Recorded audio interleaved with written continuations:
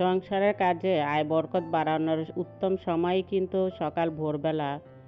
আর আমরা প্রতিটা গৃহিণী যদি সকাল ভোরবেলা থেকে সংসারের কাজগুলো করা শুরু করি, তাহলে না দেখবেন যে দিন শেষে কিন্তু সংসারের কাজগুলো থেকে আমরা অনেক বেশি আয় বরকত পাবো। তাহলে আর সংসারের কাজগুলো নিয়ে আমাদের হিমশিম খেতে হবে না।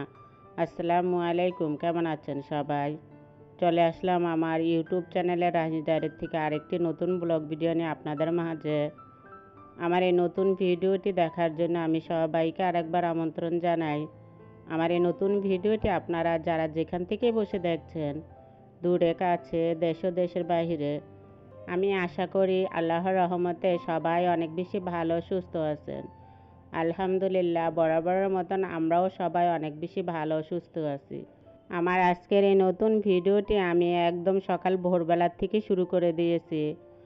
আজকের আমার এই নতুন ভিডিওটি সকালবেলা নাস্তা দিয়ে শুরু করে দিয়েছি।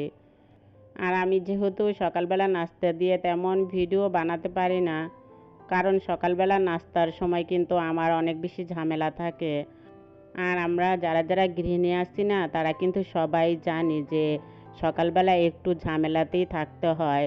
কারণ সকালবেলা কিন্তু বাচ্চা যাদের আছে, যাদের বাচ্চারা পড়ালেখা করে, সকালবেলায় আবার ছেলে মেয়েদেরকে স্কুলে রেডি করে পাঠাতে হয়। আবার ঘরের পুরুষরাও কিন্তু কাজের জন্য এই যে ঘর থেকে সকালবেলায় বের হয়ে যায়। তো সকালবেলায় কিন্তু সব ঝামেলাটাই থাকে। আর সারাদিন যখন আমি একা একা ঘরে থাকি, তখন কিন্তু এই যে কিছু কিছু ভিডিও বানিয়ে আপনাদের সাথে শেয়ার করি।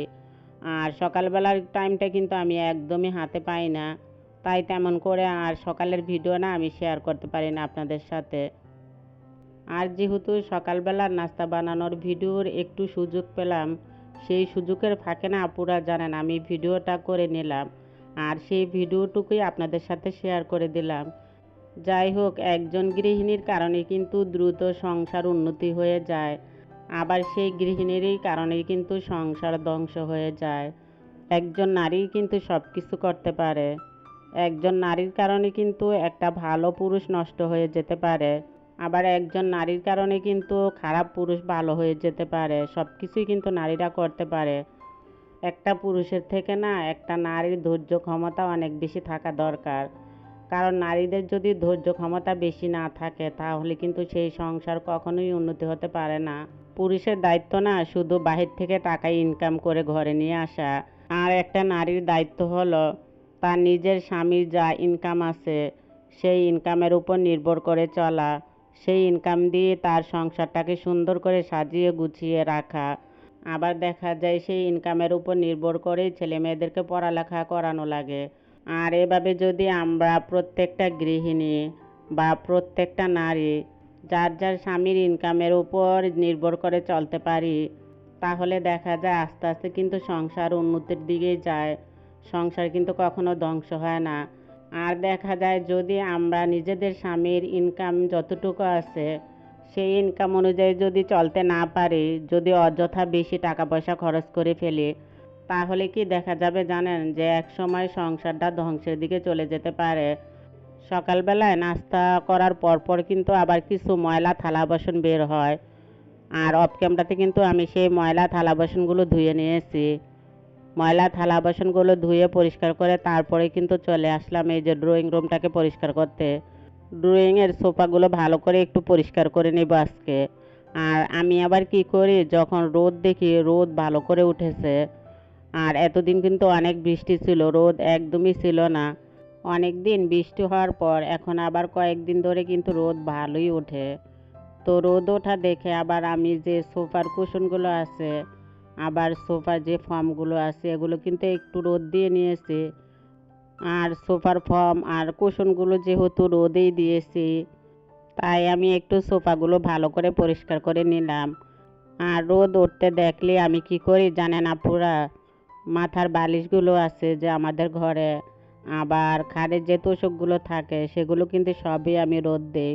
তোষক আর বালিশগুলো রোদ দিলে কিন্তু রোদের একটা ভালো ঘ্রাণ আসে। আর কাপড় চোপড় যদি রোদে শুকায় তাহলে কিন্তু কাপড় চোপড় থেকেও অনেক সুন্দর ঘ্রাণ আসে। যেহেতু আমরা ভাড়া বাড়িতে থাকি, ছাদ কিন্তু সব সময় আমাদের তালা দেওয়া থাকে, তাই কাপড় চোপড়গুলো আমরা আর ছাদের ভিতরে তেমন করে দিতে পারি না, বারান্দাতেই কাপড় চোপড়গুলো শুকিয়ে নেই। তবে মাঝে মাঝে আবার ছাদ যখন খোলা থাকে তখন কিন্তু আবার কাপড় চোপড়গুলো আমি ছাদে নিয়ে রোদ দিই।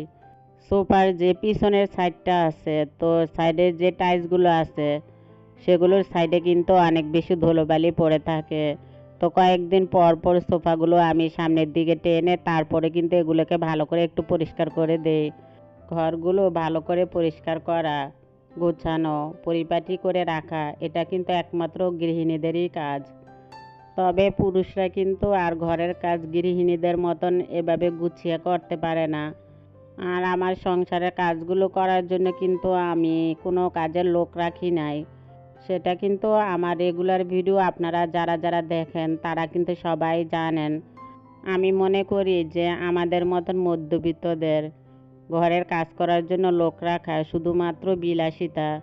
কারণ আমরা যেহেতু মধ্যবিত্তদের কিন্তু অনেক হিসাব কিতাব করেই চলতে হয়, আবার হিসাবের ভিতরেই কিন্তু সংসার চালাতে হয়। আর যাদের অনেক টাকা পয়সা আছে, টাকা পয়সার কোনো অভাব নাই, তাদের জন্য কাজের লোক রাখা এটা কোনো ব্যাপার না। তারা কিন্তু চাইলেই সব কিছু করতে পারে। আর আমরা যেহেতু মধ্যবিত্ত তাই চাইলেও কিন্তু আমরা সব কিছু করতে পারি না, আমাদের সীমিতের ভিতরেই সব কিছু করতে হয়। মাস শেষে আমরা যে কাজের লোকদের টাকাটা দিব সেই টাকাটা দিয়ে কিন্তু আমরা সংসারের জন্য কিছু করতে পারি।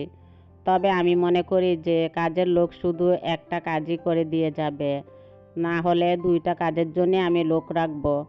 আর সারাদিন কিন্তু সংসারের কাজগুলো আমারই করে যেতে হবে, সেটা ভেবেও কিন্তু আমি কাজের লোক রাখি না।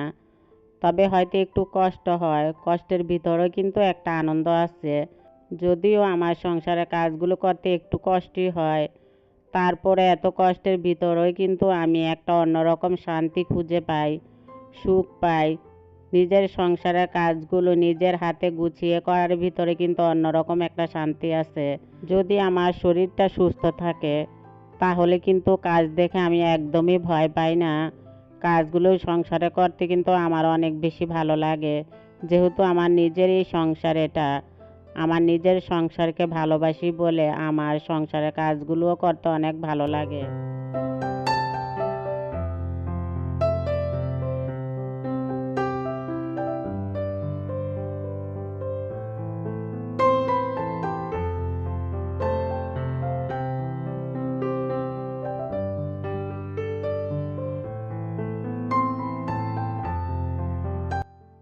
আর আমার এই ভিডিওটির অংশটুকু ছিল রাত্রের বেলার ভিডিও। রাত্রের বেলায় যেহেতু রান্না করেছি তো ভাবলাম যে একটু ভিডিও করে নেই, তাহলে আপনাদের সাথে একটু শেয়ার করতে পারবো। আর রান্না করার জন্য আমি এখানে কিছু ছোট চিংড়ি মাছ নিয়েছি। ছোট চিংড়ি মাছগুলো কিন্তু আমি এই যে পেঁয়াজের ভিতরে দিয়ে দিলাম ভাজার জন্য। আজকে আমি এই ছোট চিংড়ি মাছগুলো পুঁই শাক দিয়ে রান্না করে নিব। তো পুঁই শাকগুলো কিন্তু আমি অফ ক্যামেরাতে কেটে ধুয়ে নিয়েছি। আর এখন কিন্তু রান্নাটা বসিয়ে দিয়েছি। পেঁয়াজগুলো তেলে ভালো করে ভেজে তারপরে কিন্তু এই যে ছোট চিংড়ি মাছগুলো আমি দিয়ে দিলাম। তেলের ভিতরে একটু ছোট চিংড়ি মাছগুলো ভালো করে ভেজে নিব। তো চিংড়ি মাছগুলো ভেজে তারপরে কিন্তু এই যে কেটে রাখা পুঁই শাকগুলো দিয়ে দিব। চিংড়ি মাছগুলো তেলে ভালো করে ভেজে তারপরে কিন্তু আবার আমি অফ ক্যামেরাতে মশলাগুলো দিয়ে নিয়েছিলাম। মশলার সাথে চিংড়ি মাছগুলো ভালো করে একটু কষিয়ে নিয়েছিলাম। ভালো করে কষানোর পর তারপরে কিন্তু এই যে কেটে রাখা পুঁই শাকের পাতাগুলো দিয়ে দিলাম। এখানে কিন্তু আমি শুধু পুঁই শাকের পাতাগুলোই দিয়েছি, আর যে পুঁই শাকের ডাঁটগুলো আছে সেগুলো কিন্তু আমি আবার আলাদা করে রেখেছি। মাছ দিয়ে পুঁই শাকের ডাঁটগুলো আমি রান্না করে নেব, তাই পুঁই শাকের ডাঁটগুলো কিন্তু আমি আলাদা করেই কেটে রেখেছি। আর সাথে কিন্তু আবার কিছু সবজি দিব। তো পুঁই শাক রান্নাটা কিন্তু আমার হয়ে গেছে। পুঁই শাকের তরকারি রান্নাটা যেহেতু হয়ে গেছে তাই আমি এই রান্নাটা আলাদা করে আরেকটা বাটিতে বেড়ে নিলাম। পুঁই শাক দিয়ে চিংড়ি মাছ রান্না যেহেতু হয়ে গেছে, এখন আমি আরেকটা তরকারি বসিয়ে দিব। তবে আগে কিন্তু কিছু মাছ ভেজে নিব। আজকে রান্না করার জন্য কিন্তু আমি কিছু রুই মাছ নিয়েছি। আর এই রুই মাছগুলো কিন্তু সিম আলু দিয়ে আজকে রুই মাছগুলো রান্না করে নিব।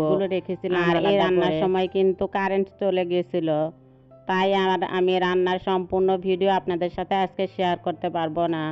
রুই মাছগুলো ভাজার সময় না 2 পিস রুই মাছ ভেঙে গেছে, তাই আমি 2 পিস রুই মাছ এই যে আলাদা করে রেখেছি। ভাঙা 2 পিস দিয়ে আর সাথে কিছু টমেটো দিয়ে কিন্তু এই যে রুই মাছের ভর্তাটা বানিয়ে নেব। মাছ ভাজার পর আবার আমি টমেটোগুলো ভালো করে ভেজে নিব। টমেটোগুলো ভালো করে ভেজে তারপরে কিন্তু টমেটো দিয়ে মাছের ভর্তাটা বানিয়ে নেব। তবে ভর্তা বানানোর যে ভিডিওটা সেটা কিন্তু আমার করার অনেক ইচ্ছে ছিল আপনাদের সাথে ভর্তা বানানোর ভিডিওটা শেয়ার করব বলে। তবে সে ভর্তা বানানোর ভিডিওটা আর আমি একদমই করতে পারি নাই, কারণ কারেন্ট কিন্তু অনেক রাত্রের বেলা এসেছে। আর আমি কিন্তু চার্জ লাইট দিয়ে ভর্তাগুলো বানিয়ে নিয়েছি। তবে চার্জ লাইট দিয়েই কিন্তু আবার বাকি রান্নাটাও করে নিয়েছি। তো টমেটোগুলো এপিঠ ওপিঠ ভালো করে একটু ভেজে নিলাম ভর্তা বানানোর জন্য। সাথে আমি কিছু শুকনো মরিচও দিয়েছি ভাজার জন্য। আর সংসারের কাজগুলো যখনই আমি শুরু করি করা, তখন কিন্তু মনের ভিতরে একটা টার্গেট নিয়েই সংসারের কাজগুলো করে থাকি। তাহলে দেখা যায় সংসারের কাজগুলো অনেক বেশি তাড়াতাড়ি শেষ হয়ে যায়। আর যদি টার্গেট ছাড়া সংসারের কাজগুলো করি, তাহলে কিন্তু আমার সংসারের কাজগুলো একদমই শেষ হতে চায় না। শরীরের ভিতরে একটা অলসতামি কাজ করে। যাই হোক, রুই মাছগুলো রান্না করার জন্য কিন্তু আমি এখানে এই যে কেটে রাখা পুঁই শাক, আলু আর সাথে কিছু সিম দিয়েছি। তো সিম, আলু আর পুঁই শাক দিয়ে কিন্তু আজকে রুই মাছগুলো রান্না করে নিব। আর আজকের আমার এই ভিডিওটি আমি এখান থেকে শেষ করব। পরবর্তী সময় আবার নতুন দিনের নতুন আরেকটি ব্লগ ভিডিও নিয়ে আপনাদের মাঝে চলে আসব। সেই পর্যন্ত আপনারা সবাই ভালো থাকবেন, সবাই সুস্থ থাকবেন। আপনাদের সুস্বাস্থ্যতা কামনা করে আজকের মতন এখান থেকেই বিদায় নিলাম। আল্লাহ হাফিজ।